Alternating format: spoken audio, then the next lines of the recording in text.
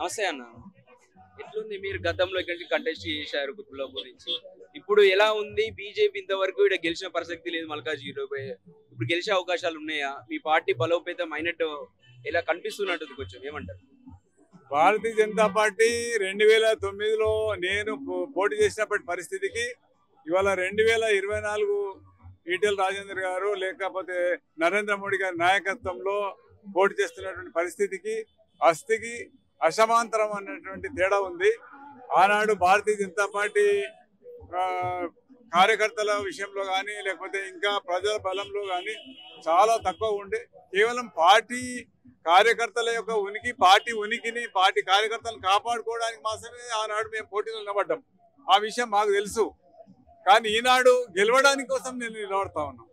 Bharatiya Janata party ఈనాడు మల్కాజ్గిరే కాదు తెలంగాణ రాష్ట్రంలో అత్యధికమైనటువంటి స్థానాలు గెలిచి మల్కాజ్గిరితో సహా గెలిచి రాష్ట్రంలో ఒక ప్రధానమైనటువంటి రాజకీయ పక్షంగా ఎదిగే దిశలో ఇవాళ భారతీయ జనతా పార్టీ పోటీ పడతా ఉంది. మరి అనేక ప్రాంతాల నుంచి వివిధ డివిజన్లు కావచ్చు లేదా ఈవెన్ కుతుబుల్లాపూర్ నుంచి కూడా అనేక మంది వివిధ వర్గాలకు సంబంధించినటువంటి కార్యకర్తలు ప్రజలు పార్టీలకు సంబంధించిన వారు అందరూ కూడా ఇవాళ భారతీయ జనతా పార్టీలో చేరుతున్నారు, ఆకర్షితులవుతున్నారు. నరేంద్ర మోడీ గారి నాయకత్వాన్ని బలపరచడానికి అందరూ కూడా ఇవాళ మాకు అదృష్టంగా భావిస్తా ఉన్నారు. చాలా మంది ఓటర్లు ఇవాళ ఏమంటున్నారంటే నరేంద్ర మోడీ గారు తప్పితే వేరెవరు ఆల్టర్నేటివ్ లేదు కాబట్టి ఎట్టి పరిస్థితుల్లో భారతదేశంలో నరేంద్ర మోడీ గారి ప్రభుత్వం రావాలి, మల్కాజ్గిరిలో కూడా భారతీయ జనతా పార్టీ అభ్యర్థి గెలవాలి. ఆ రకంగా మేము అందరం కూడా మోడీకి సపోర్ట్ చేస్తా ఉన్నాం అనేటువంటి విషయాన్ని ఓటర్లు చెప్పడమే కాదు, భారతీయ జనతా పార్టీ యొక్క కార్యకర్తల సంఖ్య పెరిగింది. గత ఎన్నికల్లో జిహెచ్ఎంసీ ఎన్నికల్లో కూడా 72,000 ఓట్లు జిహెచ్ఎంసీ పరిధిలో, అదేవిధంగా మున్సిపాలిటీలోని పరిధిలో 25,000 ఓట్లు, దాదాపు 1,00,000 ఓట్లు వచ్చినాయి. మొన్న అదే బలాన్ని కూడా మేము కొనసాగించిన అసెంబ్లీ ఎలక్షన్లో కూడా. కాబట్టి ఇవాళ 1,50,000 నుంచి 2,00,000 ఓట్ల వరకు ఈ యొక్క నియోజకవర్గంలో కుతుబుల్లాపూర్ నియోజకవర్గంలో వస్తాయని మేము ఆశిస్తా ఉన్నాం. తప్పకుండా మల్కాజ్గిరి నియోజకవర్గంలో 10 లక్షల ఓట్లు 5 లక్షల మెజారిటీయే లక్ష్యంగా మేము పనిచేస్తా ఉన్నాం. తప్పకుండా ఈటెల రాజేందర్ గారు ఆయన యొక్క వ్యక్తిత్వం కావచ్చు, భారతీయ జనతా పార్టీ నరేంద్ర మోడీ గారి యొక్క వ్యక్తిత్వము పరిపాలన కావచ్చు, దేశంలో ఉన్నటువంటి పరిస్థితులు కావచ్చు, భారతీయ జనతా పార్టీ తెలంగాణ రాష్ట్రంలో పెరుగుతున్నటువంటి పరిస్థితి కూడా కావచ్చు, అదేవిధంగా అనేక సామాజిక వర్గాలు భారతీయ జనతా పార్టీ వైపు ఆకర్షిస్తున్నటువంటి పరిస్థితి కావచ్చు. ఏమైనప్పటికీ భారతీయ జనతా పార్టీ ఇవాళ ఈ ఎన్నికల్లో ఘన విజయం సాధించబోతుంది అన్నది విషయం స్పష్టమైనది.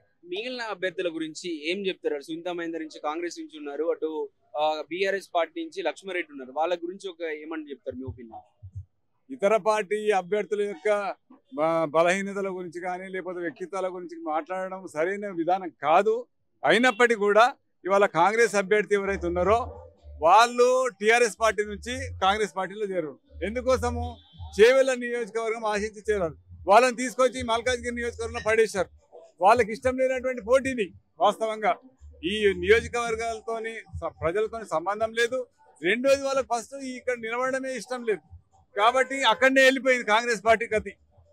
ఇక టిఆర్ఎస్ సంగతి, టిఆర్ఎస్ యొక్క అభ్యర్థి ఎవరైతే ఉన్నారో ఆయన నిన్న మొన్నటి వరకు కాంగ్రెస్ అభ్యర్థి, కాంగ్రెస్ ఉప్పల్ అభ్యర్థి, ఆయనకు టికెట్ ఇవ్వలేదని చెప్పి ఇవాళ టిఆర్ఎస్ లో చేరితే టిఆర్ఎస్ లో ఆయన మొదటి అభ్యర్థి కాదు, 2వ 3వ 4వ అభ్యర్థి ఎవరు దొరకకపోతే పాపం ఆయన తెచ్చి నిలబెట్టారు. అంతే తప్ప ఆయన ఇష్టంతో నిలబడ్డటువంటి పోటీ కాదు. కాబట్టి ఇవాళ భారతీయ జనతా పార్టీ మరి అభ్యర్థి అయినటువంటి ఈటెల రాజేందర్ గారు మాజీ మంత్రిగా అనేక సార్లు ఎమ్మెల్యేగా పనిచేసినటువంటి వ్యక్తిగా, అదేవిధంగా వ్యక్తిగతంగా కూడా అన్ని వర్గాలు అన్ని రకాల ప్రజలతోని సత్సంబంధాలు ఉన్నటువంటి వ్యక్తిగా మరి భారతీయ జనతా పార్టీ అభ్యర్థిగా నిలబడతా ఉన్నారు. ఈయన వ్యక్తిత్వానికి లేదా అభ్యర్థిత్వానికి మిగతా పార్టీల అభ్యర్థిత్వానికి పోలికే లేదు.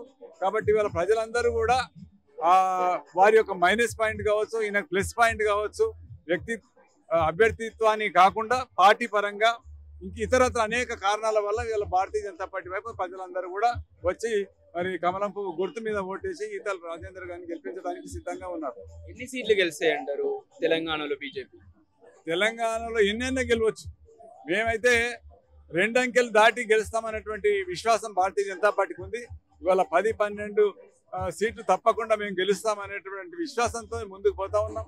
అదేవిధంగా కేంద్ర పార్టీ నరేంద్ర మోడీ గారు కావచ్చు, హోంమంత్రి మన అమిత్ షా గారు కావచ్చు, తెలంగాణ మీద ప్రత్యేక దృష్టి పెట్టి పనిచేస్తా ఉన్నారు.